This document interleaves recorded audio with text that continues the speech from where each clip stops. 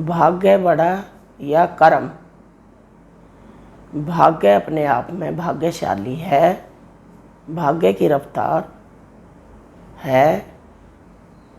यह भी बात सच है, भाग्य कर्म के बिना नहीं चलता। कर्म अपने आप में बहुत उज्जवल है, उसके साथ ही छल कपट, ज्ञान, बुद्धि और बल है। कर्म के साथ बहुत कुछ है। भाग्य अपने आप में एक स्टार है, चमकता हुआ। कर्म और भाग्य का तालमेल बहुत ज़रूरी है। जब बच्चा पैदा होता है, भाग्य लेकर आता है, धन दौलत, घर परिवार, हर चीज़ के साथ, लेकिन माँ का दूध पीता है तो कर्म जुड़ जाता है। कर्म से रास्ता बनता है, कर्म हर वक्त तुम्हारे साथ रहता है। कर्म से दुर्योधन ने सम्राट युधिष्ठिर का राज्य मिट्टी में मिला दिया। कर्म हमेशा जागता है, चलते फिरते उठते बैठते हमेशा तुम्हारे साथ होगा। भगवान उसका साथ देता है कर्म का।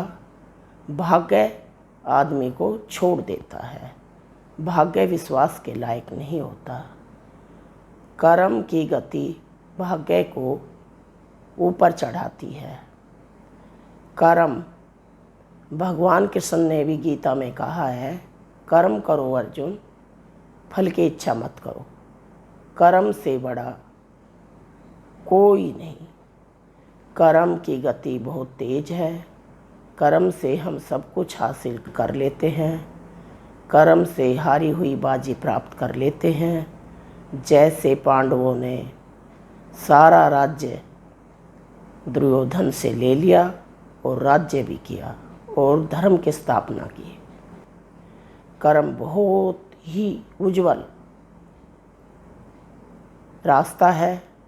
आदमी का बल बुद्धि ज्ञान भरता है, मनोबल भरता है।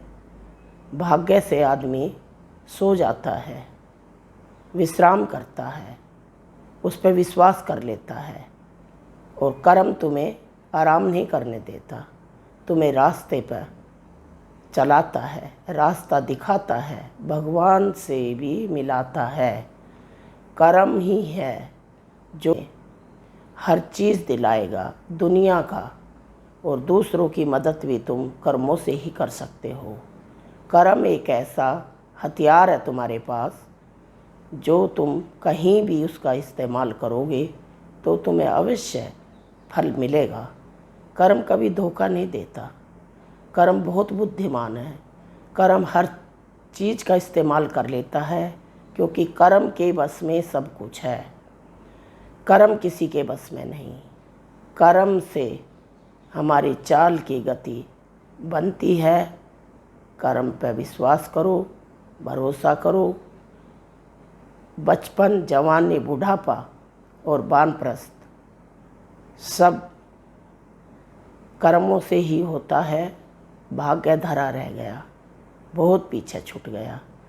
तो हमेशा आप अपने भाग्य को तो सराहते ही हो, लेकिन कर्म को भी पीछे मत छोड़िए। कर्म ही प्रधान है। कर्म पे भरोसा करिए। धन्यवाद। जय प्रभु जी।